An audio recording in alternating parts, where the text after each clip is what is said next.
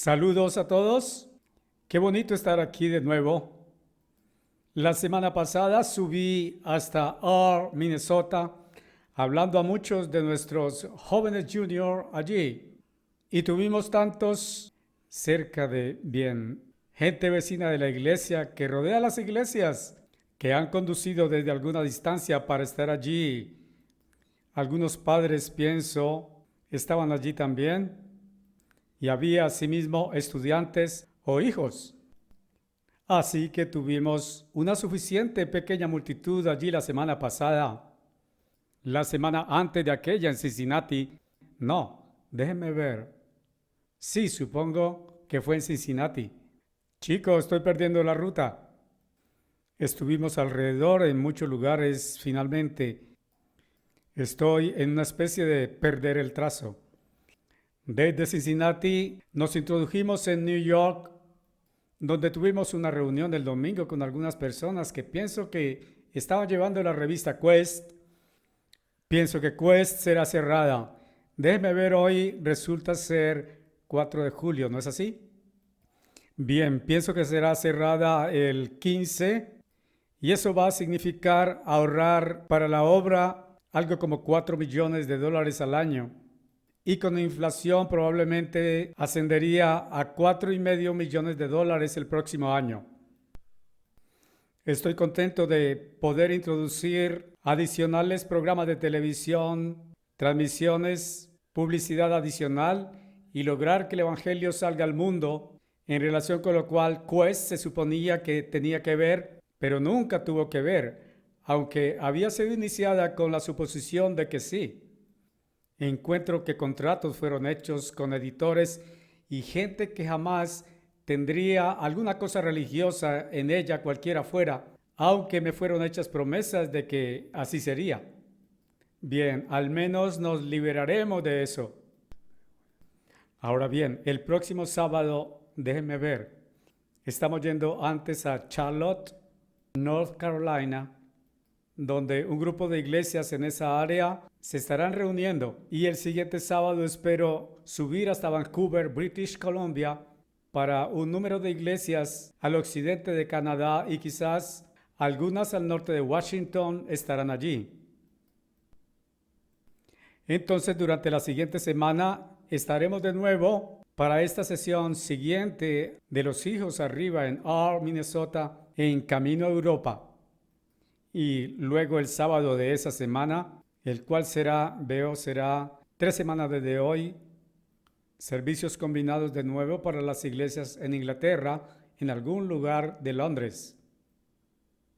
Y pienso que el sábado después de eso, en Alemania, con un servicio de la gente de Alemania y Holanda, quizás Bélgica y países al menos, países de habla germana.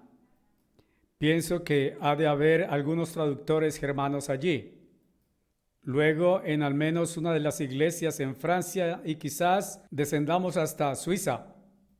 Luego de regreso a casa y hablando a un grupo de gente joven en R, Minnesota, en el camino de regreso. O al final el grupo de R para el verano. Estamos teniendo 3 grupos allí este verano a propósito. El segundo grupo está justo comenzando esta semana y les hablaré, Dios mediante, en camino de regreso a Inglaterra y Alemania y Francia, y entonces hasta R, el segundo grupo, camino de regreso. Después de eso, espero estaré de regreso aquí con ustedes de nuevo y así esto seguirá. Bien, he estado hablando las últimas veces que he estado aquí y en otras iglesias también, yendo justo atrás al comienzo en el jardín de Edén. Dios ha estado revelando nueva verdad a nosotros. No hay nueva verdad. Es verdad que ha sido nueva por mucho tiempo, mucho tiempo. Pero la verdad de Dios es siempre nueva. A propósito, nunca se pone vieja. Esta no es verdad antigua. Es nueva perpetuamente. Pero mucho de esto es nuevo para nosotros porque no lo hemos visto antes. Bien, todo ha estado en la Biblia, pero ustedes saben, la Biblia es como un rompecabezas. Estoy seguro de que todos han trabajado con rompecabezas en un tiempo o en otro. Es una gran imagen. Algunas veces tan grande y algunas veces son más pequeñas. Está separada en diferentes formas, con pequeñas redondeces, todas aquí y allí, y alrededor de cualquier forma, desde 100 piezas hasta un poco más que 1000 diferentes piezas, todas redondeadas de diferentes formas, y ustedes tienen que ponerlas juntas. Se cortan de tal forma que es difícil saber qué pieza va enseguida de la otra pieza. Bien, cuando están en desorden, usted no ve alguna figura definitivamente. No se da cuenta de si existe alguna figura allí. Y aún así existe una figura allí cuando usted logra poner todo junto y cuando logra ponerlas en un lugar, una enseguida de la otra donde pertenecen. Bien, la Biblia es como eso. Frecuentemente he comenzado a explicar eso en Génesis 1, verso 1. Y en Génesis 1:1 para explicar e ir a otras partes de la Biblia que hablan acerca de la misma cosa y arrojan luz adicional sobre lo que está allí. Bien, yo iría enseguida a Juan 1:1 y de hecho en Juan 1:1 y Juan 1, verso 4.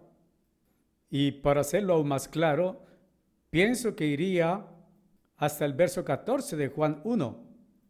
Y luego pienso que iría al capítulo 3 de Efesios en verso 9, donde la palabra que se convirtió en Jesucristo era realmente el hacedor de todas las cosas. Cómo Dios hizo todas las cosas por Jesucristo. Ahora la palabra de Juan 1:1 estaba con Dios y Él era también Dios. Quiero decir, Él estaba con Dios y se convirtió en Cristo. Pero originalmente, cuando él era solo llamado el Logos en griego, o en lenguaje inglés es traducido en la palabra, que significa vocero, pensamiento revelatorio. Él era Dios y estaba con Dios. Es como que Juan pueda estar con Smith, pero Juan es también Smith, porque él es hijo de Smith. Bien, en el tiempo de Juan 1:1, la palabra no era todavía el Hijo de Dios. Me pregunto si ustedes se dan cuenta de eso. Él no se convirtió en el Hijo de Dios hasta que fue nacido de la Virgen María. Y eso fue solamente un poco más de 1900 y cerca de 1980 años atrás. Entonces Él se convirtió en Cristo. Pero originalmente Él era la palabra, pero Él también era Dios. Antes en Génesis 1, verso 1, ustedes encuentran en el principio Elohim, y eso fue escrito en el lenguaje hebreo. La palabra para Dios traducida en inglés, para Dios allí era Elohim, la cual es un sustantivo uniplural, como la palabra familia o iglesia o equipo o grupo. Más de una persona formando un grupo, o más de una persona formando una iglesia o una familia. Dios es solamente un único Dios, pero hay más de una persona en Dios. Y ustedes encuentran eso si van a Juan 1:1, que explica mucho acerca de Génesis 1:1. En el principio Dios, Elohim, uniplural. Eso es porque cuando ustedes llegan al verso 26, Dios dijo, hagamos al hombre no a nuestra imagen. Dios dijo, Elohim, el uniplural, más de una persona, dijo, hagamos al hombre a nuestra imagen. Bien, a medida que ustedes avanzan, pueden explicar gran número de otras cosas de otras partes en la Biblia. En el principio Dios creó los cielos y la tierra, y debería ser cielos en plural, no cielo como está en la King James. Encontrarán que otras traducciones, al grado en que yo pienso, cerca de todas ellas lo rinden cielos plural. En el hebreo Moisés lo escribió plural, cielos, no solo un cielo. Hay 3 cielos mencionados en la Biblia. El cielo donde los pájaros vuelan, donde encontramos aviones hoy. Luego el cielo que está encima de eso, el cual llamamos el espacio exterior hoy, donde los astronautas han ido y donde los otros planetas existen. Luego, el cielo del trono de Dios. Y pienso que algunas veces es llamado el tercer cielo. Eso no necesariamente es todavía más lejos. Es el tercer cielo y no sabemos dónde está eso. Hay solamente un lugar en la Biblia que nos da una idea y eso está en, déjenme ver, el capítulo 14 de Isaías, donde habla de que este está lejos al norte. Pienso que se está refiriendo al trono de Dios y al cielo de Dios en ese lugar. Bien, si ustedes continúan un poco más adelante, encuentran que eso arroja una gran porción de luz en lo que es Génesis 1:1. El siguiente próximo verso comienza a conducir a muchas otras cosas. Y la tierra estaba sin forma y vacía. Bien, ustedes regresan a la palabra hebrea y la tierra estaba. En este caso significa se volvió, porque la misma palabra hebrea es usada, se volvió en otros lugares en Génesis. Llegó a ser, sería una mejor traducción. Ahora, sin forma y vacía, es el inglés traducido de las palabras hebreas, tohu y bohu, y significa caótico, en confusión, gastado y vacío, en condición de decadencia. Esa no es una nueva condición creada definitivamente. Una cosa no llega a ser decaída cuando esta primero fue hecha, o primero fue creada, o primero fue traída a la existencia. Esta llega a estar decaída más tarde. Entonces usted tiene que ir al capítulo 14 de Isaías, al 28 de Ezequiel, y usted tiene que ir a la segunda de Pedro 2 y verso 4, y tiene que ir a muchas otras escrituras en la Biblia para comenzar a aprender por qué esto había llegado a estar de esa forma y qué había pasado. Muchas otras escrituras se ajustan allí antes de que usted logre llegar al siguiente verso. Bien, esa es la forma en que la Biblia está. Si ustedes van a entender la Biblia, tienen que ir a leerlo de esa forma. Tienen que encontrar una parte aquí, una parte allí y una parte en alguna otra parte que se ajusta en la Biblia. Claramente al comienzo en Génesis o en alguna otra parte en la Biblia. De nuevo, usted debe poner la Biblia junta. Cada verso que lo modifica, que lo describe o que va en armonía con esto y se ajusta con esto como un rompecabezas, una pieza que se ajusta a otra siguiente. Usted debe poner cada otra escritura en su contexto y no poner diferente significado en ella, porque usted puede tomar cierta parte de una escritura, una frase completa o una parte de la frase y hacerla que signifique alguna otra cosa. Esto es como un antiguo predicador, casi que lo llamo un predicador metodista, pero no estoy seguro de que fuera metodista.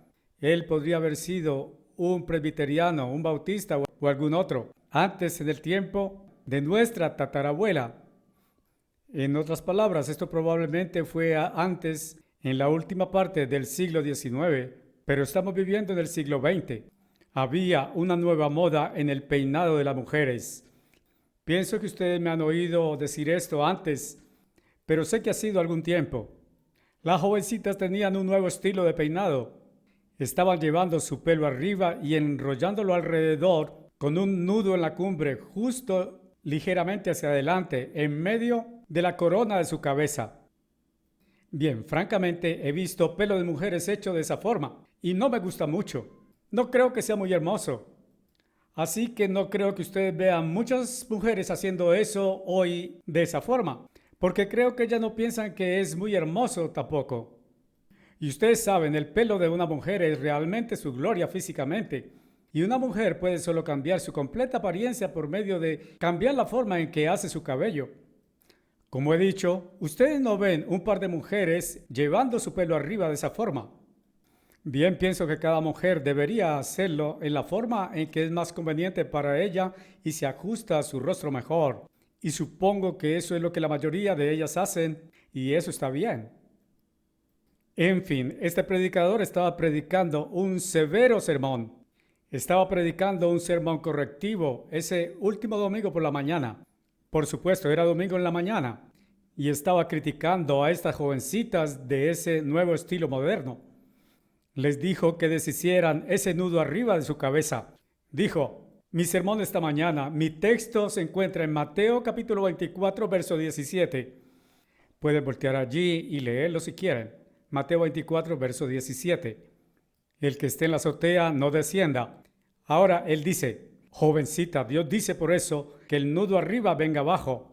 Y él predicó el completo sermón sobre esa única escritura. Esto dice, el de arriba no venga abajo. Porque Cristo está hablando acerca del tiempo del venidero problema cuando Él dice que el que esté en lo alto de la casa no debería descender para tomar algo de su casa. Así que el de arriba no venga abajo está allí correcto. Pero aquello no es lo que significa en ese contexto. Nota, en inglés nudo y arriba suenan parecido. Ustedes entienden lo que significa.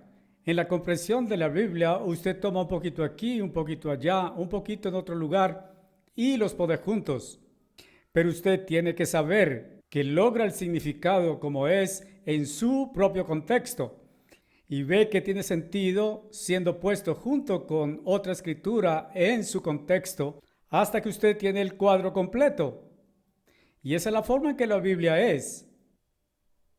Bien, si usted comienza a leer la Biblia y solo comienza en Génesis 1:1 y usted comienza a leerla completa, y he oído a la gente decir, bien, conozco la Biblia, la he leído toda a través desde Génesis hasta el fin. Bien, ustedes saben, crecí en la iglesia hasta que tuve 18 años de edad en la escuela dominical y no supe lo que la iglesia creía. No supe lo que la iglesia creía. No supe algunas cosas, sé que ellos creían y yo creía. Solo lo di por hecho, que yo era un alma inmortal y que yo viviría para siempre. Que si muriera pasaría de este cuerpo. Que si hubiera sido bueno iría al cielo y que si hubiera sido malo iría al infierno. Pero iba a vivir para siempre porque era un alma inmortal. O de lo contrario yo tenía una o algo. No supe cuál. Bien, tuve que venir a descubrir que estaba completamente equivocado.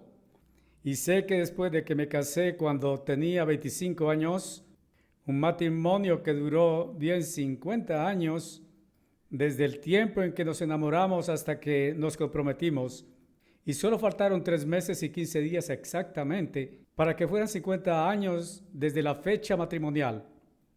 Pero estoy seguro de que estuvimos enamorados el uno al otro por mucho tiempo, porque estábamos comprometidos un poquito antes de que nos casáramos. La mayoría de los jóvenes están o suelen estar o deberían estar. Y, en fin, mi madre nos envió una Biblia justo después de que nos casamos. Bien, yo no la leí mucho porque yo era un lector lento, pero mi esposa era más rápida lectora y pensé que lo haríamos más rápido si ella la leyera. Y la cosa principal era introducirnos en ella porque nada yo entendía de algún modo. Ella la leía para mí, era como decir da, da, da, da, da, da, da, da, da. Nunca logré entender nada de ella. Si usted comienza a leer y leer a través de la Biblia, verso por verso, capítulo por capítulo, libro por libro, usted no logrará su significado. Usted no captará de esa forma porque lo que usted lee en un lugar debe ser puesto junto con algunas de las cosas que usted leerá en otros lugares. Y yo no sabía eso antes. Bien, eso no fue hasta que déjeme ver, fue en 1926, cuando yo tenía 34 años de edad, que fui desafiado y por primera vez comencé a buscar en la Biblia porque pensé que decía algo que no. Y yo quería hacerla decir algo que yo quería que dijera. Por supuesto, yo estaba bastante disgustado porque yo decía que esta no decía lo que yo quería que dijera definitivamente. Entonces empecé a aprender algo acerca de la Biblia, pero he aprendido todo ello desde que tenía 34 años de edad. Yo en realidad era un ignorante antes de eso, o un analfabeto bíblico, de cualquier forma que usted quiera decirlo, a los 34 años de mi vida. No sabía que iríamos a través del libro de Proverbios en la escuela dominical, en lugar de lo que usualmente se hacía en la sede, como ellos la llamaban, o las lecciones de la escuela dominical que la iglesia usaba en todas las otras clases de la escuela dominical. nuestra clase de niños y todos crecimos juntos desde tan pequeñitos hasta que yo tuve 18, todos juntos, los Boys Class. No sé dónde las chicas estaban. Deben haber tenido una clase de sí mismas o algo porque recuerdo que solo había chicos. Y tuvimos un joven profesor. Para mí, que pensábamos que era bastante viejo. Pero cuando miro atrás y pienso ahora, pienso que ha debido estar en su juventud o en medio de los 20. Pero a nosotros nos gustaba. Así que solo fuimos a través del libro de Proverbios. Y cuando habíamos terminado con el libro de Proverbios, regresamos y comenzamos a ir a través del libro de Proverbios otra vez. Y después fuimos a través del libro de Proverbios otra vez. Bien, todo eso era lo que yo sabía. Pero eso puso una cosa en mi mente. Yo quería tener entendimiento. Y sé que cuando yo tenía 5 años de edad, mi padre decía que yo iba a ser un abogado de Filadelfia cuando creciera, porque yo siempre quería saber por qué. Quería saber cómo. Y cuestionaba cualquier otra cosa acerca de cualquier otra cosa. Y quería entenderlo. Y hacía muchas preguntas. Bien, yo no sabía que yo sería un abogado de Filadelfia algún día cuando creciera, porque aquí yo predico la ley de Dios y el gobierno de Dios en la era de Filadelfia de la iglesia. Así que soy un abogado de Filadelfia, ¿verdad? Así que mi padre estaba en lo correcto. Oh, sí, les digo, desde los años 18 a 20 me sentí apenado por mi padre. Yo sabía más que él. Y luego él se mudó. Estuvimos viviendo en Des Moines, Iowa, cuando mi padre se mudó a la costa oeste, primero a Idaho y más tarde a Salem, Oregon. Así que no vi a mi padre más desde 1912 hasta 1934. No, déjeme ver, fue en 1900, cuando yo tenía 20. Debió ser desde 1912 hasta 1924. Así que 2 años después, cuando volví a ver a mi padre, y yo tenía mucho respeto por él, porque descubrí que él había aprendido mucho en esos 12 años y que ahora él sabía más que yo. Pero no supe eso cuando yo tenía 18 o 20. Y por supuesto, muchos chicos de 18 o 20 son como eso. Y a esa edad ellos saben más que sus padres. Pero de todos modos ahora, todo eso es solo un preludio a lo que vamos a introducirnos para el sermón de hoy. Quiero decirles un poco algo de la Biblia. Me estaba preguntando que he estado yendo atrás a aquellos 2 árboles en Génesis, y esa es la fundación de todo en el mundo. Si quieres saber por qué cualquier cosa es como es hoy, por qué el mundo es como es, por qué tenemos la clase del mundo en que vivimos y lo que tenemos hoy, ustedes tienen que ir atrás a ese tiempo. Y he estado desarrollando mucho de ese tiempo en eso recientemente. Me gustaría abordar algo distinto hoy. Bien, pensé acerca de si traería un mensaje sobre profecía. Bien, me gustaría regresar a las profecías una vez más de nuevo. Y pienso que es casi el tiempo en que lo hacemos y pienso que lo haré pronto. Pero solo parece que la forma en que las cosas han estado irrumpiendo, no he sido capaz de hablar aquí solo regularmente cada sábado. No logro abordar algo de esto sino una vez cada 3, 4, 5 sábados. Pero quizás lo haré pronto en algún momento. Pero existe otro tipo de objeto. Descubrí hace años arriba en Eugene, Oregon, antes de que comenzáramos el Colegio Ambassador y antes de que alguna vez nos mudáramos al sur de California, Pasadena, que solo abordar un capítulo en la Biblia y yendo a través de ese capítulo verso por verso, podría formar un muy buen sermón, el material para un muy buen sermón. Bien, una vez recuerdo arriba en Eugene, Oregon, yo no tuve tiempo de preparar un sermón. Fui cogido corto y no tuve tiempo. Así que rápidamente le dije a la congregación aquel sábado que yo abordaría un capítulo en la Biblia e iría a través de él. Y dije, Bien, ¿por qué no dejar que uno de ustedes seleccione un capítulo y yo iré a través de él y lo expondré?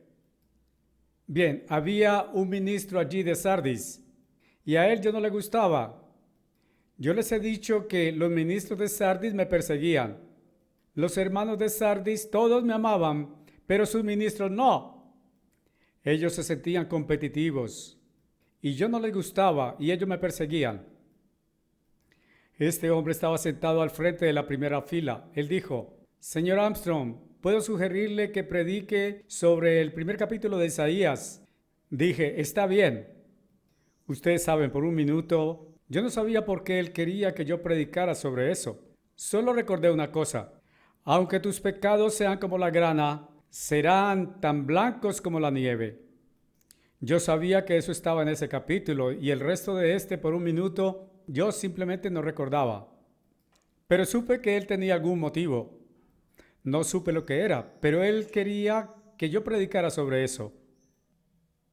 Bien, yo había estado hablando la verdad acerca de los días santos anuales de Dios a la gente de Sardis, y ellos lo rechazaron. Y él me quería atrapar, justo como los fariseos hicieron con Jesús. Él quería enredarme y atraparme, y pensó que allí me tenía. Así que esto llegó a donde Dios dice en el primer capítulo de Isaías, a medida que yo transcurría a través de él, que Dios odiaba y donde quiera que esto era. Bien, ¿por qué no vamos a por un minuto?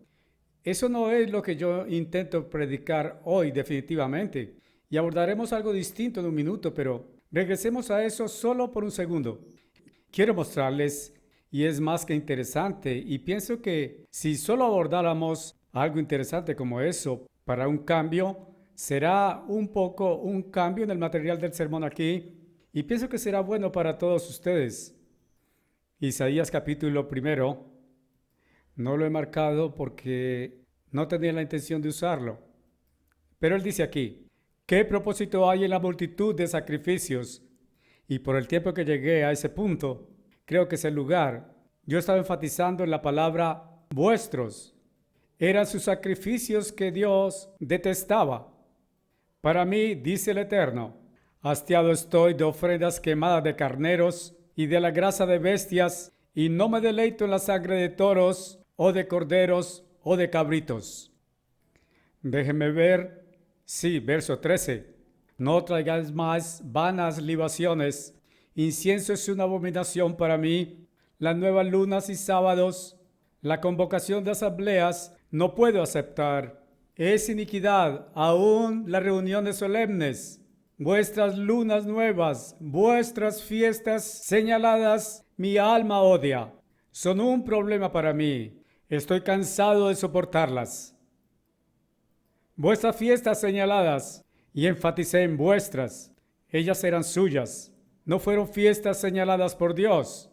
E impacté a aquel ministro de la fila del frente y dije: eso es, dije, ustedes quieren tener sus reuniones de campo, quieren tener sus caminos, pero las fiestas santas de Dios, los días santos de Dios, no quieren observar. Así que su trampa llegó a volverse atrás sobre él. Pero Dios siempre me ha ayudado en un caso como ese.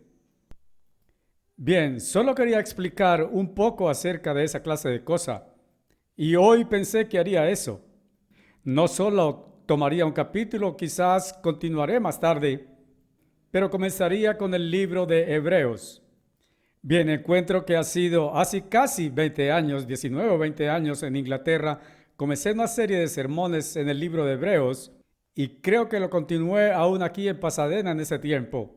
Bien, eso es hace casi una generación.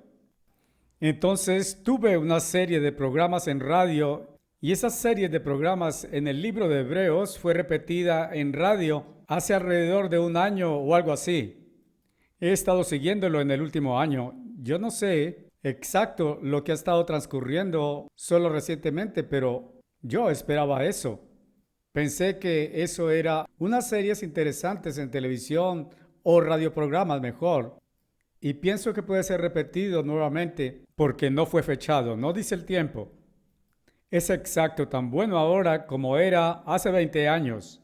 Pero pienso que necesitamos algo de eso otra vez En otras palabras, el libro de Hebreos es el libro acerca de Jesús como nuestro sumo sacerdote. Uno podría hacerse esta pregunta: ¿qué ha estado haciendo Jesús estos pasados 1900 años? ¿Está Jesús muerto?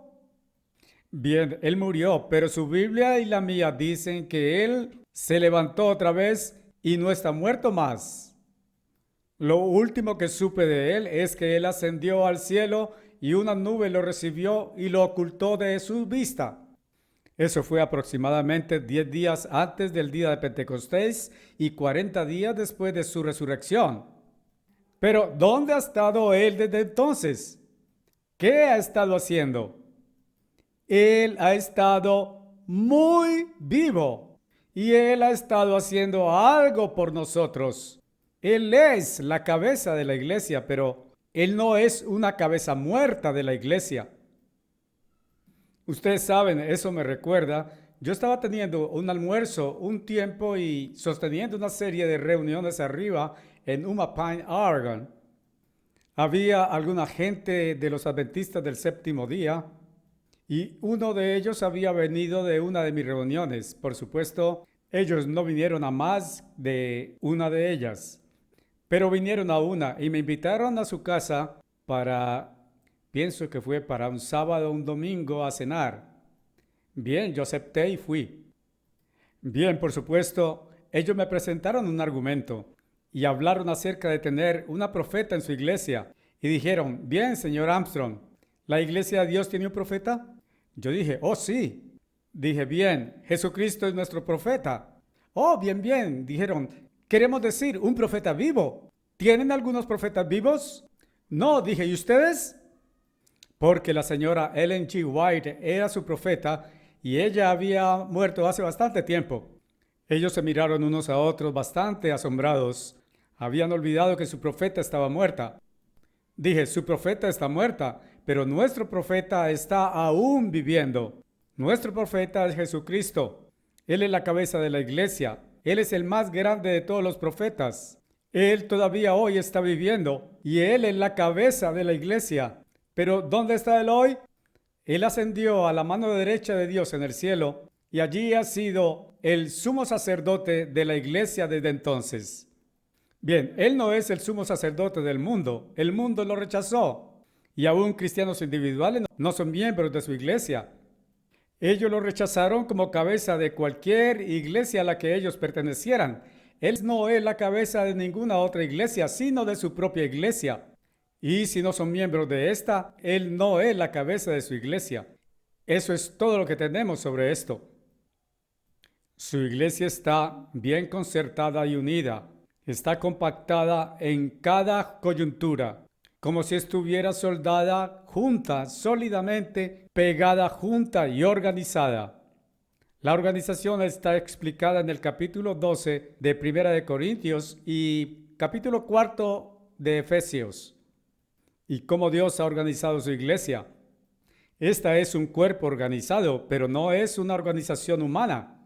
Es un organismo espiritual y aún así está bien organizada.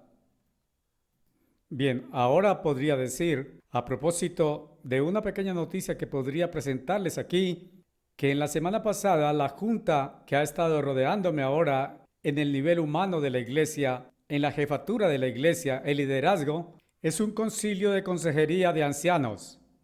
En esta pasada semana hemos estado discurriendo sobre la Constitución y formando y cuidadosamente yendo sobre cada línea y sentencia y parágrafo de la Constitución y asuntos de ley de la Iglesia de Dios Universal, un organismo espiritual y jurídico, pero está organizado y bien organizado. Bien, la Iglesia de Dios Universal Jurídica tiene un número de entidades corporativas bajo ella, una de las cuales es la Iglesia de Dios Universal Incorporada, una corporación de California. Estamos incorporados en realidad en un número de estados, pero solamente los miembros de la corporación son los oficiales de la corporación. Pero los laicos generales de la iglesia son solo miembros de la iglesia de Dios. En otras palabras, somos todos hijos de Dios y la congregación de la iglesia es la asamblea, grupo, familia. Somos la familia de Dios engendrada, aún no nacida. Bien, hay mucha gente nacida de nuevo alrededor del mundo.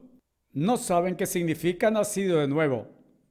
No saben lo que Jesús significa por medio de aquella palabra, pero en la propia iglesia de Dios sí sabemos.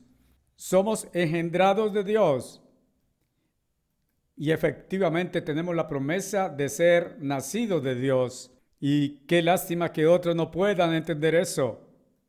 Estamos en el proceso espiritual de crecimiento, de vencer a Satanás en este mundo, saliendo de este mundo, y de crecer en la gracia y conocimiento de nuestro Señor y Salvador Jesucristo.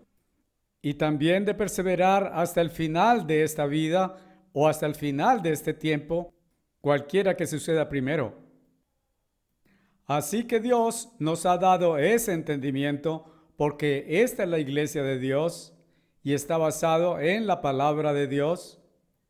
Y de la fundación de la iglesia encontramos en Efesios el capítulo 2 que esta está fundada sobre los apóstoles y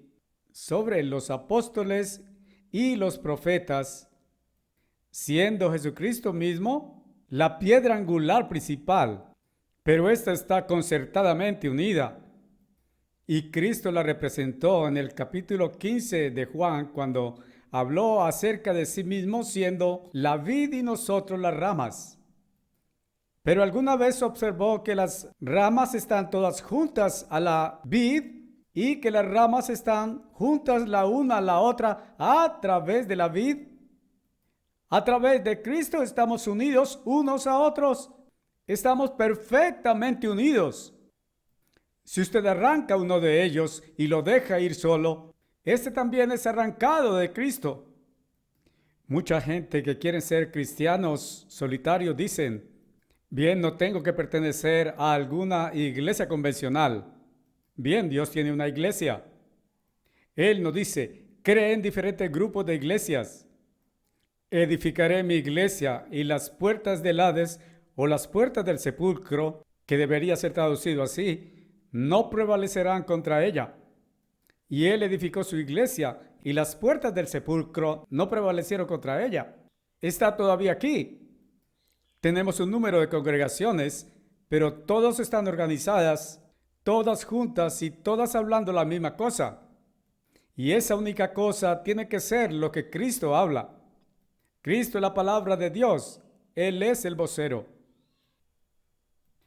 Bien, finalmente he dado un rodeo para lo que voy a hablar para un sermón hoy.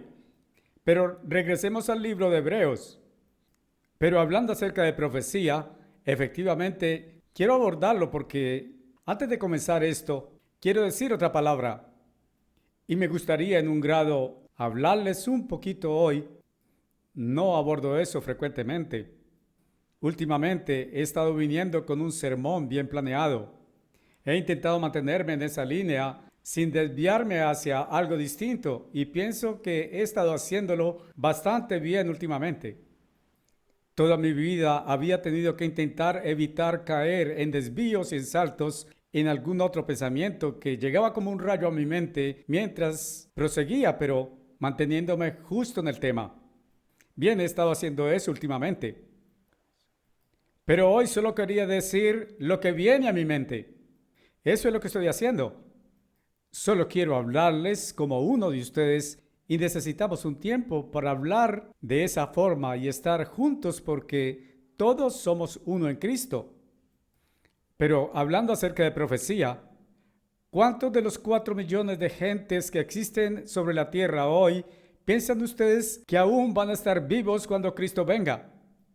Bien, pienso que Cristo está viniendo muy, pero muy pronto porque todas las profecías y todo en la Biblia que tiene que ver con el tiempo de su venida, las condiciones del mundo en el tiempo de su venida, muestran que estamos en los propios últimos días justo antes de la venida real de Cristo. Bien, en cuanto a eso, no significa que Él pueda venir a la noche o mañana, porque un número de cosas tiene que pasar antes de eso. Al menos tiene que haber un período de 3 años y medio. Tiene que haber la gran tribulación que viene. Tiene que ocurrir el preámbulo de lo que llamamos el día del Señor. Y el día del Señor, cuando Dios interviene y comienza sobrenaturalmente a intervenir en los asuntos del mundo y tomar el poder antes de la venida de Cristo, y entonces tomará el poder completamente cuando venga. Pero aún previo a su venida, va a haber señales terroríficas en el cielo. Va a haber plagas. Ustedes saben, se encontrarán con que una tribulación que viene sobre esta nación y 1/3 de nuestra nación va a morir de enfermedades epidémicas resultando del hambre. En otras palabras, hambre y enfermedades epidémicas que seguirán. Pestilencia, como está en Mateo 24. Y otra vez, atrás en Ezequiel, déjenme ver, en el 5º capítulo creo que es de Ezequiel. Y nuestras ciudades han de ser destruidas. Luego, otra tercera parte de nuestra gente va a morir por medio de guerra militar, la cual ahora en nuestros días significa guerra nuclear. Nuestras ciudades han de ser destruidas. ¿No es significante que las ciudades van a ser destruidas? La mayoría de la gente está viviendo en ciudades hoy. Se ha mudado de las granjas. Y estas ciudades pueden ser destruidas ahora por medio de bombas de hidrógeno, guerra atómica.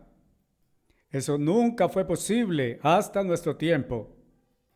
Los Estados Unidos no tuvieron otra bomba atómica cuando Hiroshima y Nagasaki fueron bombardeadas. Bien, los japoneses no sabían eso. No se hubieran rendido si hubieran sabido eso, pero lo hicieron.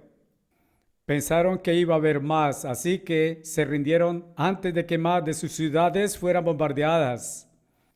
Pero no podíamos haber bombardeado ninguna más porque no teníamos otra bomba atómica. Las únicas 2 que teníamos fueron usadas. Podrían ustedes decir que fue un engaño, pero un engaño que funcionó y se rindieron. Pero pronto después de eso comenzaron a anunciar la bomba de hidrógeno. Así que una gran bomba de hidrógeno solamente se dispara y despega. No sé lo que es, cientos de veces, miles de veces más poderosos, más devastadores, algo como eso. No me he mantenido en los tecnicismos de aquellas cosas como suelo hacerlo. Pero entonces, si ustedes leyeran de las plagas que Dios va a enviar al fin de la gran tribulación y en ese tiempo, ¿cuántas personas van a morir en otros países y todos alrededor del mundo? Quiero introducirme en eso yo mismo porque pienso que necesitamos ir a eso, a lo que va a pasar entre ahora y entonces, todo otra vez y todo de nuevo, porque en alguna parte entre 1/3 y un 90% de toda la gente viva sobre la tierra hoy va a ser muerta antes de la segunda venida de Cristo. ¿Sabe usted eso? Esa es la clase de tiempo en que estamos viviendo.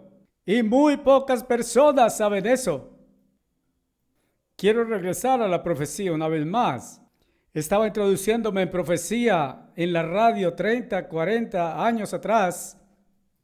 Estuve aproximadamente 30, 40 años adelante de mi tiempo. Bien, les digo, el apóstol Pablo y los apóstoles originales estuvieron anticipados a su tiempo por 1900 años. Ellos pensaron que la venida de Cristo iba a suceder justo allí entonces, en el curso de su vida, de su generación. Ellos no sabían. Atención, la grabación del audio original está interrumpida en este punto, pero es evidente que el señor Armstrong siguió con el tema profético, pero ahora acerca del lugar de seguridad, por lo que sigue, refiriéndose a un viaje que él hizo con su esposa en 1956 a Jerusalén y a Jordania. Él sigue diciendo, entonces, un par de canaanitas. Yo estaba allí alrededor de 1956, creo que fue, en una cueva en el interior de una roca. Y bien, si usted tiene que levantarse en medio de la noche, ese es un lugar bastante provocador para estar. ¿Cuándo lo descubrí? Porque aún en verano hace noches mucho más frías allí. No es un lugar agradable para estar tampoco. Es un lugar aterrador de alguna forma.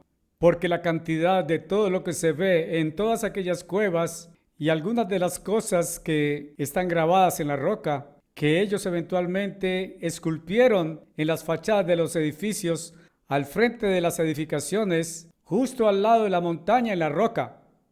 Pero no es un lugar agradable, créanme.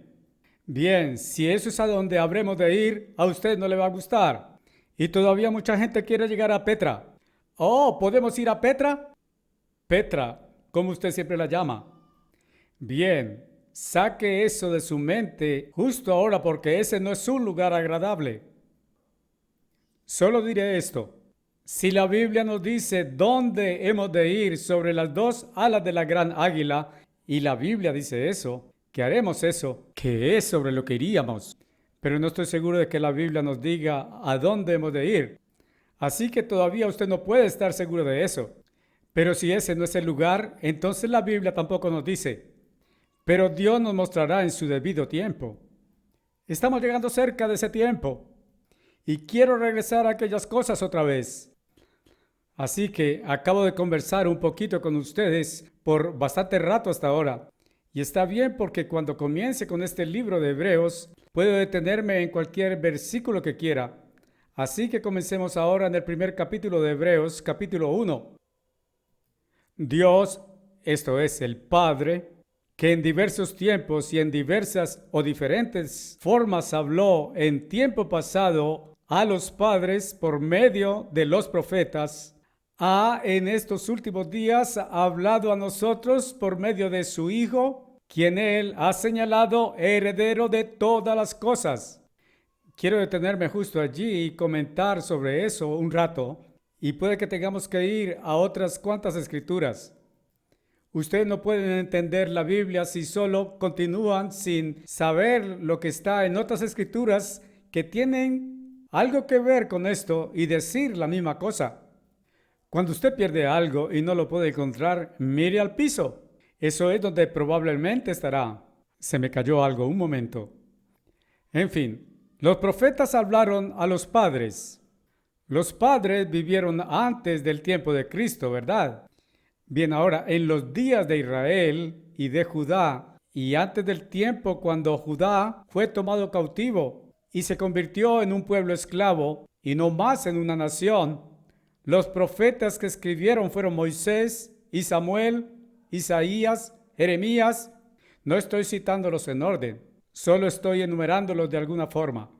Oseas, Amós, Miqueas, David en los Salmos y Salomón en los Proverbios. Y Oseas, déjenme ver, mencioné a Amós y Miqueas y Oseas, y Joel y Sofonías. Bien, eso es todo antes de la caída de Judá. Algunos de aquellos escribieron en los días después de que Israel había sido tomado cautivo y expatriado, pero Judá estaba todavía allí con su capital en Jerusalén. Segundo, hay dos muy importantes profecías que fueron escritas en cautividad cuando ellos eran esclavos. Y ese mensaje no fue a los padres antes entonces, sino que fueron solo retenidos para la iglesia hoy, Ezequiel y Daniel. Ellos fueron esclavos y en cautividad. Ezequiel estaba entre los cautivos sobre el río Quebar y Daniel estaba en Babilonia. Bien, 70 años después de la cautividad de Judá, un número de Judá, ninguno de Israel, sino un número de Judá, y solamente unos pocos de Judá aún, y Judá consistía solo de las tribus de Judá y Benjamín y Leví, y eran solo parte de ellos, fueron enviados antes a Jerusalén para construir el segundo templo. El templo que Salomón había construido había sido destruido finalmente hacia el 580 AC, comenzando con el 604 y descendiendo hasta el 585. Y pienso que finalmente fue terminado hacia el 580 AC. Pero 70 años más tarde, una colonia fue enviada de regreso a construir otro templo bajo Zorobabel. Bien, Zorobabel era un gobernador. Él no era un profeta, a propósito. Pero los profetas de ese tiempo eran Esdras y Nehemías, Ageo, Zacarías y Malaquías. Bien, ellos escribieron para esa porción de Judá que había regresado. Pero las 10 grandes tribus se habían por mucho tiempo desde entonces, por más de 100 años antes de la cautividad de Judá, se habían ido al norte y al occidente y al noroeste de Europa y las Islas Británicas. Mucha gente no sabe eso. No saben a dónde fueron. Son llamadas las 10 tribus perdidas. Pero es interesante saber eso y saber el orden de estas profecías. Bien, las profecías, por ejemplo, de toda Israel, muchos de estos profetas profetizaron después de que Israel había sido tomado cautivo y fueron solo profetas para el reino de Judá después de que Israel había ido a su cautividad. Hay algunos otros profetas que no escribieron libros de la Biblia, como por ejemplo, no logro recordar los nombres. Generalmente me pasa con los nombres bíblicos. Recuerdo que Elías fue un profeta y Eliseo, pero no escribieron libros. Usted no encuentra 2 de Elías 6, verso 7. No puede encontrar eso en la Biblia, pero es interesante observar eso. Y todavía encontramos que la iglesia está fundada sobre los apóstoles y los profetas. Jesucristo siendo la principal piedra angular. Quiero que entiendan esto. Ahora tengo que regresar a Efesios capítulo 2 y recoger aquella escritura que se ajusta bien aquí. Y para entender esto, necesitamos saber todo sobre esto. Aún así, usted solo encuentra, déjenme ver, cerca de 4 profetas mencionados en el Nuevo Testamento. Uno fue una anciana mujer que pasaba los 80 años de edad, que recogió al infante Jesús, que lo tomó en sus brazos y lo bendijo como un pequeño infante, y entonces continuó y aparentemente murió pronto. Nada más fue oído de ella, absolutamente. Hubo un profeta por el nombre de Agabos, y Dios le habló y lo usó para llevar un mensaje a uno de los apóstoles, a Pablo, y le dijo a Pablo que Dios lo envió con un mensaje a él para que si él fuera a Jerusalén, a donde él se proponía ir, que él tendría problemas en Jerusalén. Bien, Agabos lo contó a Pablo. Bien, Pablo no dudó de eso, pero Pablo prosiguió de todas maneras y se metió en problemas, en un gran problema. Eso es porque él apeló finalmente al César y más tarde continuó a su muy peligroso viaje a Roma. Él tuvo un naufragio en el camino a uno de los lugares a donde vamos a ir a tener una fiesta de tabernáculos este año, la isla de Malta, al sur de Italia, en el mar Mediterráneo. Y tendremos un sitio de fiesta allí este año. Así que ese es un lugar más que histórico. En fin, hubo otros 2 profetas, al menos a quienes Dios reveló que deberían imponer las manos sobre Bernabé y Saúl y ungirlos como apóstoles y enviarlos como apóstoles a los gentiles. Bien, ellos lo hicieron, pero no contribuyeron a alguna doctrina o creencia para la iglesia. No tuvieron posiciones administrativas en gerenciar la iglesia o administrar los asuntos de la iglesia de alguna forma. Ninguno de aquellos 4 profetas lo hicieron. Así que no hubo profetas del Nuevo Testamento que hubieran tenido que ver con ser fundadores de la fundación de la iglesia.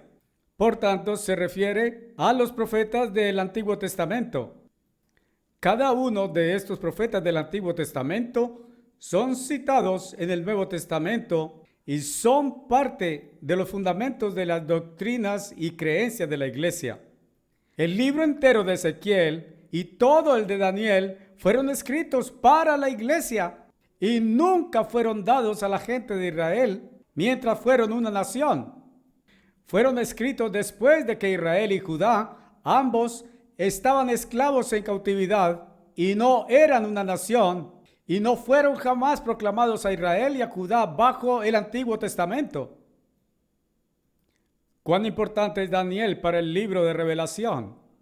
Cuán importante es Ezequiel para entender muchas de estas otras profecías y saber de las cosas que necesitamos saber en nuestro tiempo. Aún así, aquellos libros nunca fueron dados a Israel o a Judá mientras eran una nación, y no había forma de que uno de ellos, como esclavo, llevara sus escritos al resto de ellos que estaban esparcidos aquí y allí como esclavos. Así que es bueno saber eso. Y cada pedazo de la Biblia que fue escrito es la palabra de Dios. Aún la palabra de estos tristes profetas y aún, pues Dios habló en tiempos pasados a nuestros padres por medio de profetas. Lo que Él habló y lo que está registrado en escrito en la Biblia es parte de la palabra de Dios. ¿Y qué es la palabra de Dios? La palabra de Dios, Juan 1:1 y verso 14, se convirtió en carne y habitó entre nosotros y se convirtió en Jesucristo. Así que era la palabra de Cristo, sin consideración a que fuera que Dios estuviera hablándoles comenzando con Moisés. Esto también es para nosotros hoy y para la iglesia hoy. Solo observaremos eso a medida que usted siga. Ahora, en el segundo verso, Dios en estos últimos días ha hablado a nosotros por medio de su Hijo. Bien, notarán que está en itálicas en la Biblia King James y algunas de otras traducciones, por medio de un hijo o su hijo, y pienso que su hijo está muy bien puesto allí. Al menos los traductores de la King James lo pusieron allí. A quien Él ha señalado. Dios el Padre entonces señaló a Cristo. ¿Para qué? Heredero de todas las cosas. Bien, la traducción Moffat traduce todas las cosas, queriendo decir el universo entero. El universo entero. Así que Cristo es el heredero del universo entero. Muy bien, Efesios 3 y verso 9. Dios creó todas las cosas. Dios creó el mundo por medio de Jesucristo. Él es aquel por medio del cual, y Cristo es la palabra de Dios. Él habló, como ustedes leen en uno de los salmos, y fue hecho. Bien, el poder que lo hizo cuando Cristo habló fue el Espíritu Santo. El Espíritu Santo es el Espíritu que procede de Cristo y de Dios. No una persona separada, sino el poder que emana de ellos. Observe esto, que Cristo entonces es el heredero para heredar el universo entero. Bien, Dios lo usó en crearlo todo, por quien también hizo los mundos, esto es, por medio de Cristo. Él hizo el mundo. Otra vez, Dios hizo allí todo por medio y a través de Cristo. Ahora verso 3. Quien siendo el resplandor de su gloria y la imagen expresa de su persona. Bien, algunos otros traductores tienen eso un poco diferente. Estampado con el propio carácter de Dios en la traducción Moffat. Estampado con el mismo carácter de Dios. La imagen expresa de su persona, pero imagen algunas veces significa carácter. Dios hizo al hombre en la forma y configuración de Dios. Dios dijo, hagamos al hombre a nuestra imagen según nuestra semejanza. Somos hechos como Dios en la forma y configuración, y somos hechos para convertirnos en la propia imagen, en el sentido de su carácter. Dios no creó a Adán con carácter de Dios, sino que Dios le dio una oportunidad de llegar al carácter de Dios a través del árbol de vida. Y Adán rechazó eso y tomó del fruto del árbol prohibido, del conocimiento del bien y del mal, y dijo que él proseguiría sin alguna ayuda de Dios. La imagen expresa de la persona de Dios en su mismo carácter y estampado con el carácter de Dios el Padre, y sosteniendo todas las cosas. Entonces me gustaría leer eso. Déjeme ver. Tengo aquí la traducción de la Revised Standard. Tengo que usar 2 o 3 diferentes gafas amplificadas y tengo que usar una un poco más efectiva en esta Biblia. Él refleja la gloria de Dios y lleva la misma estampa de su naturaleza. Bien, la Revised Standard dice su naturaleza y la Moffat dice de su carácter, sosteniendo el universo. Todas las cosas significan el universo y aquí la Revised Standard lo llama el universo, sosteniendo el universo por su palabra de poder. En otras palabras, el poder que está en su palabra. Él habla, el Santo Espíritu ejecuta lo que sea que Él habla. El universo entero. Quiero que observen que todas las cosas aquí significa el universo por medio de la palabra de su poder. Cuando Él había por medio de sí purgado nuestros pecados. En otras palabras, por medio de su muerte sobre la cruz, Jesús había purgado nuestros pecados para reconciliarnos con Dios. Bien, nuestros pecados nos habían cortado de Dios y no pudimos regresar a Dios porque Él había cerrado el árbol de vida. En otras palabras, el Espíritu Santo, hasta que Cristo viniera. Pero cuando Cristo murió, su sangre nos reconcilia con el Padre. Para entender eso, usted tiene que ir atrás al capítulo 5 de Romanos. Y usted encontrará allí que la sangre de Cristo no lo salva a usted. Mucha gente no entiende eso. Muchos predicadores predican que la sangre de Cristo lo salva a usted. No es así. La sangre de Cristo perdona sus pecados hasta el minuto de su arrepentimiento y hasta el minuto de su creencia y aceptancia. Pero no perdona cualesquiera de futuros pecados que usted cometiera mañana o el próximo año por anticipado antes de que usted los cometa. Simplemente no. La muerte de Cristo no puede darle vida. La vida no procede de la muerte. La vida procede de vida. Así que usted lee en el capítulo 5 de Romanos que somos reconciliados con Dios por medio de la muerte de su Hijo. No salvados por medio de la muerte de su Hijo. Reconciliados con Dios por medio de la muerte de su Hijo. Pero seremos salvos por su vida, por su resurrección. Y seremos salvos por medio de una resurrección. Ahora regrese y lea capítulo 5 de Romanos y usted entenderá eso. Así que usted ve que tiene que ajustar otras partes de la Biblia con esto a medida que usted avanza y realmente comprenderlo y entenderlo. Él purgó nuestros pecados reconciliándonos con Dios el Padre. Ahora, por otro lado, significa eso que cualquiera puede decir, muy bien, iré y pediré a Cristo que me reconcilie con Dios el Padre. Oh, no, porque Jesús dijo, nadie puede venir a mí excepto que el Padre que me envió le trajere. Y en el primer capítulo de Efesios, usted aprende que nosotros en la iglesia fuimos predestinados antes que el mundo entero, predestinados para ser ahora llamados por Dios. Y son solo aquellos que Dios el Padre llama y atrae a través del poder del Espíritu Santo que pueden venir a Cristo.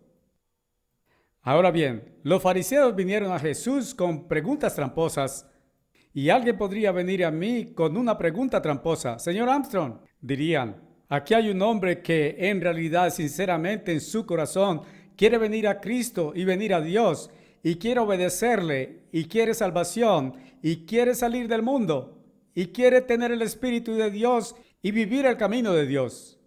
¿Dice usted que no puede venir a Cristo a menos que el Padre lo atraiga? Sí, así es. ¿Está él cortado? No.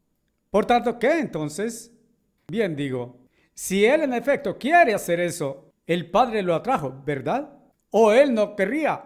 ¿Comprende la respuesta? ¿Pero qué acerca del mundo? Ellos no quieren. Y cualquier hombre que quiere solo porque Dios el Padre lo atrajo. Pero aborden a la mayoría de la gente. Ellos no quieren. Regresen al tiempo cuando yo me di a Dios. Yo me di intentando desacordar con Él. Vi que yo estaba en desacuerdo. Yo vi que Él estaba bien y yo mal.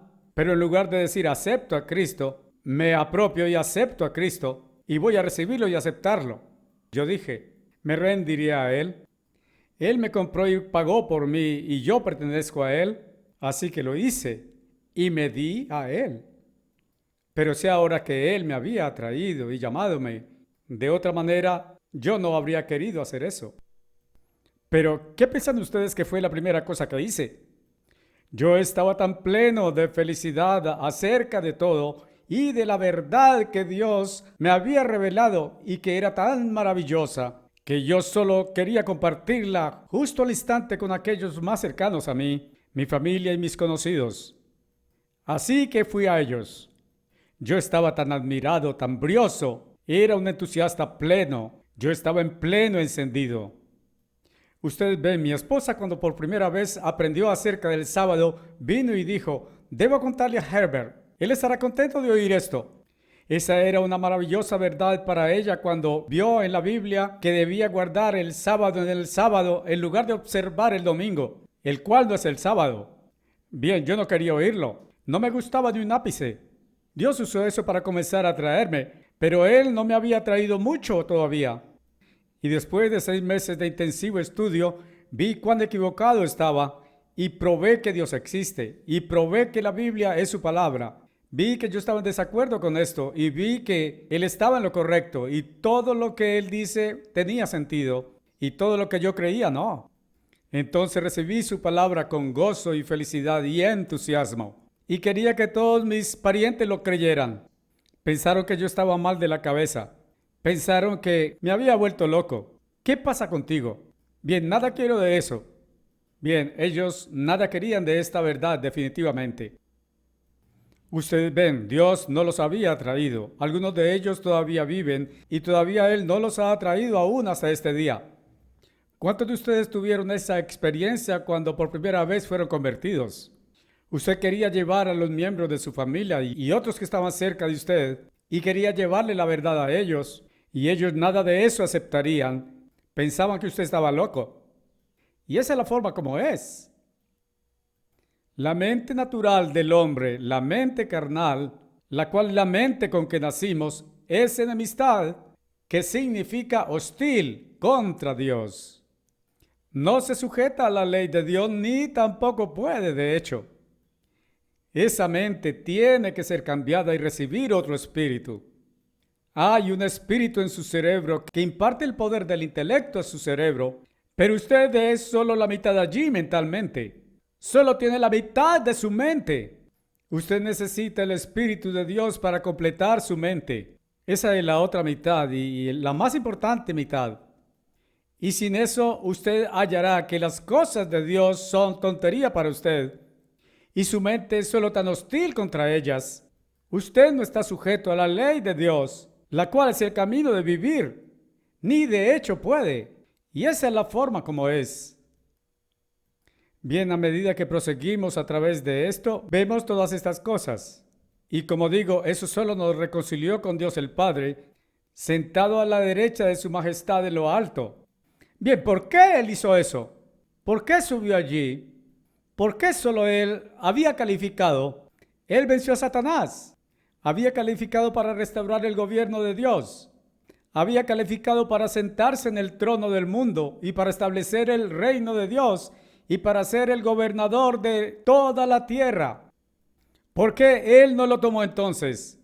¿Por qué había Dios esperado 4000 años antes de que el segundo Adán viniera? Dios había cerrado el árbol de vida y cerrado el Espíritu Santo del hombre. El hombre tiene una mente y Dios creó esa mente. Y Dios la creó y es hostil a él. Pero el primer hombre, Adán, tenía derecho a tomar una decisión. Y él tenía una oportunidad y un derecho y un mandamiento de Dios para tomar del árbol de vida. Y él podría haber tenido una mente completa y entera, pero no lo hizo. Y cuando pecó, trajo la muerte sobre sí mismo. Satanás estaba allí. Y Satanás había atrapado a Adán a través de su esposa Eva, su esposa. Eva era la primera mujer del movimiento de la nueva era. ¿Alguna vez pensó en eso? Eso comenzó antes con la madre Eva. Y las mujeres todavía quieren llevar los pantalones. Estoy intentando pensar cuando mencioné eso el otro día. Sé que estuve hablando a todos los ministros visitantes el otro día, hace solo unos cuantos días. Y estaba mencionando cómo la esposa de uno de nuestros ministros del rango evangelista, uno de los ministros más antiguos de la iglesia, quiero decir, no físicamente de edad, sino en años de servicio y liderazgo en la iglesia. Y por supuesto, ambos graduados del Ambassador College, él y su esposa, años y años atrás, y pienso que sus hijos tienen edad para estar en el colegio ahora. Quizá lo están. Olvido cuántos de nuestros antiguos estudiantes ahora tienen hijos en el Ambassador College. Pero recuerdo preguntarle a ella una vez. Dije, ¿alguna vez ha intentado ser el jefe en su casa y llevar los pantalones? Ella parecía fascinada. Comenzó a sonreír un poquito y dijo, bueno, sí, una vez. Dije, oh, una vez. ¿Y descubrió quién era el jefe? Ella dijo, usted me lo está diciendo, estoy segura que sí. Bien, he tenido 2 esposas y la primera era mi esposa hasta la muerte, como efectivamente ella fue. Sea que una de las cuales fuera perfectamente capaz de ser el jefe, pero ninguna lo ha sido. Y pienso que esa es la forma como debería ser. Pero el esposo no solo debería gobernar a su esposa, él debería gobernarla en amor y en paciencia y en bondad y en absoluta consideración por ella en cada forma posible. Es como cuando estábamos en conferencia esta semana. Mi esposa me llamó por teléfono y ellos me dijeron más tarde que ella había llamado. Y yo le devolví la llamada y ella dijo, bien, te llamé, pero no quise interrumpirte en conferencia. Dije, bien, mi esposa siempre accede a mí, no importa dónde estoy. Ella dijo, sabía eso, pero no quería interrumpirte igualmente. Bien, mi esposa siempre había tenido el privilegio que otras mujeres no, de algunas formas.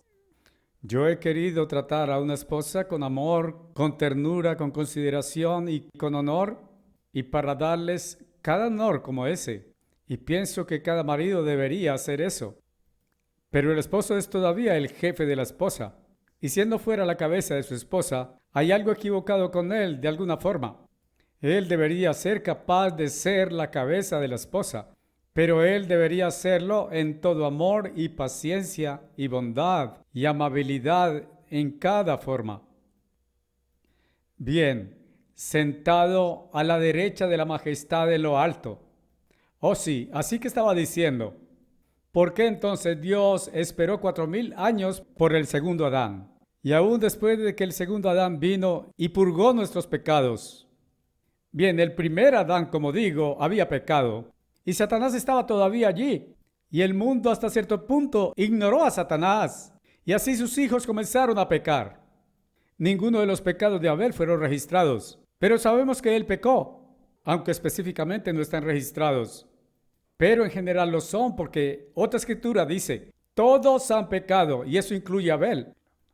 Caín pecó, era un asesino y mató a su hermano. Entonces mintió a Dios acerca de eso. Él fue castigado, ¿no es verdad? Pero el castigo de Dios es correctivo y ha intentado corregirnos y eso puede ayudarnos. Su castigo es en amor y no en odio o venganza o esperando vernos sufrir. Dios no quiere que suframos. Dios no tiene odio, Él tiene amor. Él odia el mal, odia las cosas equivocadas, las maldades, pero Él no odia a la gente. Pero entonces Cristo, aún después de que había calificado, después de que había conquistado a Satanás, subió al cielo a la mano derecha de Dios como nuestro sumo sacerdote. ¿Por qué? ¿Por qué está Dios esperando durante 6000 años antes de que se libere de Satanás y antes de que establezca todo sobre la tierra? ¿Por qué? Porque el hombre tenía que aprender y el hombre no había aprendido aún durante 6000 años. Yendo el hombre por el camino equivocado. Ese es el camino de vida que es equivocado. Acababa de decirle a otro ministro esta mañana, ¿qué error hay con el camino que el mundo está viviendo? ¿Por qué no está intentando lograr lo que es mejor de todo lo que es recto? Cuando es bueno para usted, luce mucho como lo más que usted obtiene cuando usted intenta obtenerlo todo, lo quita de otro. Si el otro sufre, usted no lo siente, no lo hiere a usted. Así que, ¿por qué no es correcto para usted dejar que sufra? ¿Por qué tiene que preocuparse acerca de si sufre o no? ¿Cómo sabemos que la ley de Dios es mejor? Satanás arguye que la competencia es mejor que la cooperación. He estado en conferencias de negocios, y no solo en conferencias, sino en reuniones de negocios, convenciones, donde el orador diría, competición, no cooperación, es la vida de los negocios hoy. He ahí lo que los hombres de negocios creen, competencia. En deportes todo es competencia. Dejemos que la competencia continúe. Queremos competencia. Satanás quiere competencia. Satanás es el competidor número 1. El mundo todavía piensa que la competencia es una forma mejor que la cooperación. La ley de Dios está basada en cooperación. La ley de Satanás está basada en competencia. Y todavía algunos de ustedes justo allí piensan que les gusta la competencia. ¿Qué acerca de eso? Dios supo que si los humanos no tuvieran tiempo durante generación tras generación para aprender las lecciones, para permitirles ir por el camino que quisieran y dejarlos que sufrieran y dejarlos que encontraran el resultado de sus caminos, ellos nunca lo creerían. Les digo, si Dios hubiera corregido las cosas en el tiempo de Adán y antes de que otros hijos nacieran, y lo hubiera reparado todo para Adán y permitir que Cristo viniera y pagara su deuda por él y decir: ahora Adán está bien, continúa el camino, ellos habrían siempre creído que el camino de Satanás era mejor. Pero déjenme decirles que después de 6,000 años, y aún entonces ellos van a tener que ver en un milenio de vivientes de 1,000 años, probar que el camino de Dios es mejor, porque la gente nunca lo creería. Bien, Dios ha sabido lo que está haciendo. Él se está reproduciendo en nosotros, así que podemos ser estampados con su carácter, aún como el que Jesús tuvo. Y su carácter es saber que su ley es el camino de vida y que es el camino correcto y que no hay otro camino correcto. ¿Y cuántos de nosotros hemos estado viviendo en el camino de este mundo y yendo por el camino de este mundo y haciendo las cosas de este mundo, las prácticas de este mundo, los juegos, los deportes, la vida social, los eventos de diversión de este mundo? ¿A cuántos de nosotros nos gustan las diversiones que vemos en televisión o en el cine? ¿A ustedes les gusta el entretenimiento de este mundo? ¿Piensan ustedes por un minuto que Bob Hope piensa que decir sus bromas es malo? Él diría: hago reír a la gente y eso es bueno para la gente reír. Estoy ayudando a la gente a disfrutar de lo bueno. Bien, él en verdad cree eso, estoy seguro de que lo cree. Bob ha estado en este escenario más de una vez. Pienso que estuvo aquí el día en que Bing Crosby estuvo aquí. Y déjeme ver. No estoy en el lugar del escenario. Estoy en el lugar de la orquesta. Ellos pueden ponerme aquí abajo, justo fuera de la vista de ustedes rápidamente, si alguien quisiera oprimir un botón. Yo no estaba enterado de eso. Estoy justo aquí en el lugar de la orquesta. Y eso se vuelve parte del escenario. Bien, estaba abajo y Bing Crosby estaba atrás en el escenario. Y no se dio cuenta de que dio un gran paso en falso y cayó muy abajo y aterrizó en la plataforma donde estoy ahora. Pero esto estaba muy abajo entonces.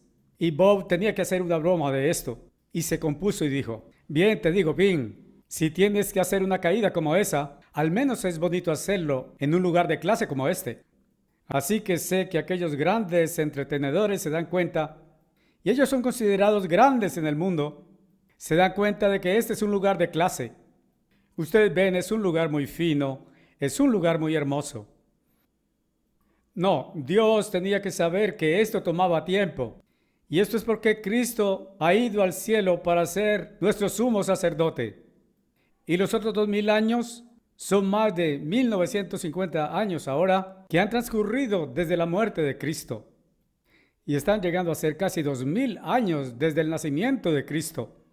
No sé, vamos a tener que llegar hasta 1994 para exactamente estar 2,000 años antes de que Cristo venga. No lo sé. Ustedes podrían pensar en eso, pero no vayan a creerlo porque resulté diciéndolo. Pero sentado en el trono de Dios, con la majestad de todo el universo en lo alto, para volverse nuestro sumo sacerdote, porque Dios lo hizo para permitirles saber aquellas cosas.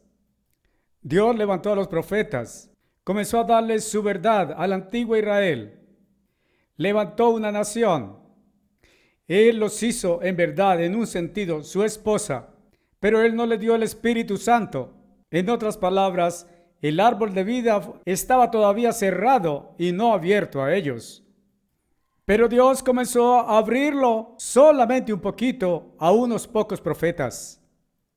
Dios lo abrió a Abraham Y Dios entonces lo abrió a Isaac y a Jacob y a José. Y entonces descubrimos que Dios abrió el árbol de vida a Moisés, un hombre a la vez.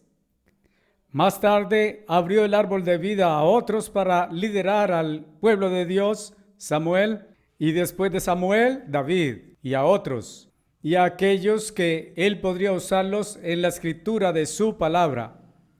Y entonces finalmente, después de 4000 años, envió al segundo Adán, Jesucristo. Cristo vino y pagó por los pecados del mundo. Él pagó por los pecados de Adán, pagó por los pecados de Set, pagó por los pecados de Caín y los pecados de Abel. Él pagó por los pecados suyos y los míos, y por aquellos aún no nacidos, hasta el punto en que estén interesados, y aquellos que serán nacidos en el milenio aún. Él vino a calificar por el reino de Dios.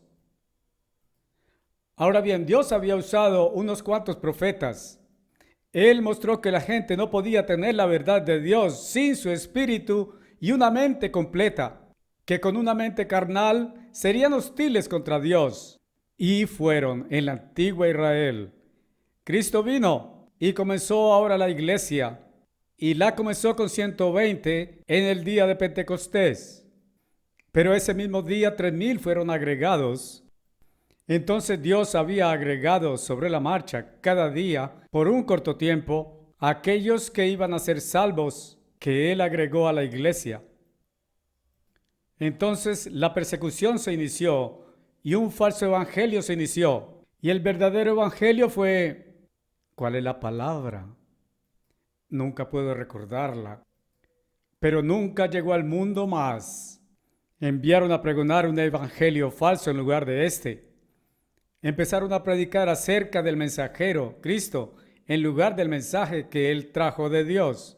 Y su mensaje era el evangelio. Y luego no hubo tantos más agregados a la iglesia, no tantos como hubo en aquella primera avalancha de aquellos en los primeros días, los primeros 2 o 3 años. Y la persecución se inició.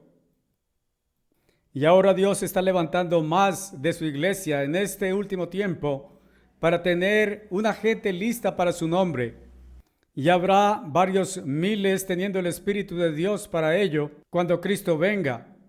Serán cambiados en un momento, en un abrir y cerrar de ojo, a inmortalidad. O los muertos en Cristo serán resucitados primero y levantados y encontrándose con Él en el aire.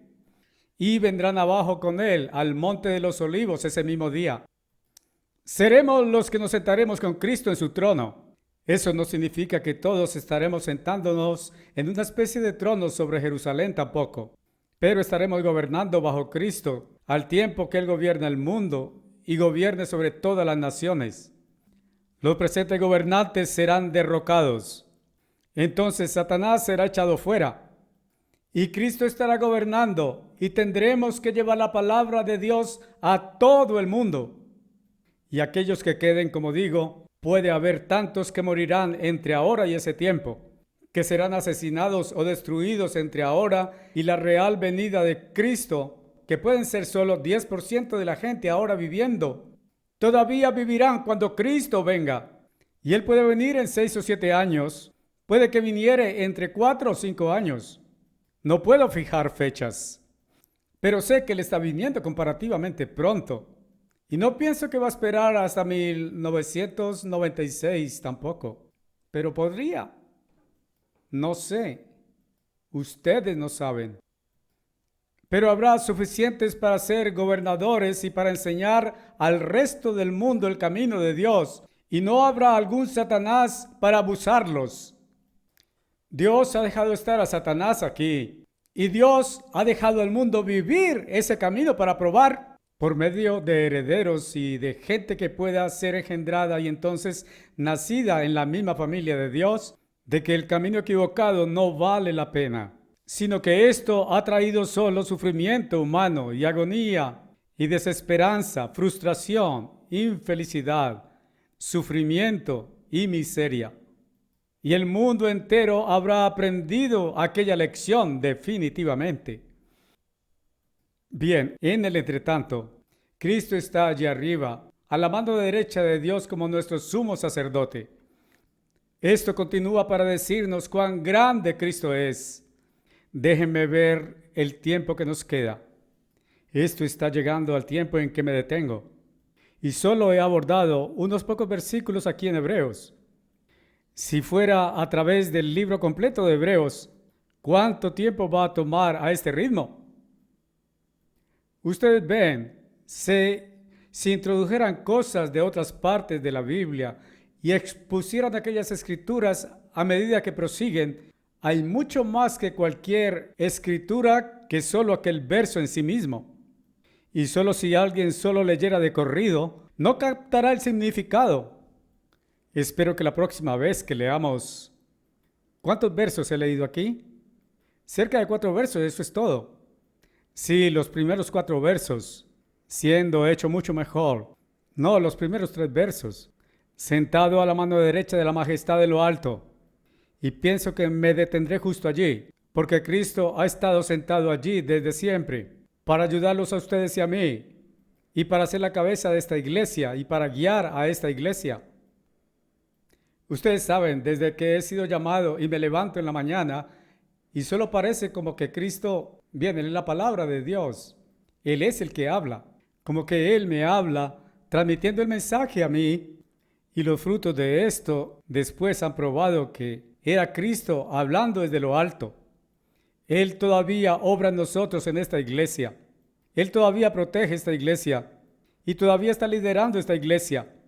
Y Él es el que está preparándome y a ustedes para crecer espiritualmente en el carácter espiritual, para que sea estampado con su mismo propio carácter, así que podamos gobernar con Él cuando nos encontremos con Él, no solo para gobernar el mundo, sino para salvar el mundo.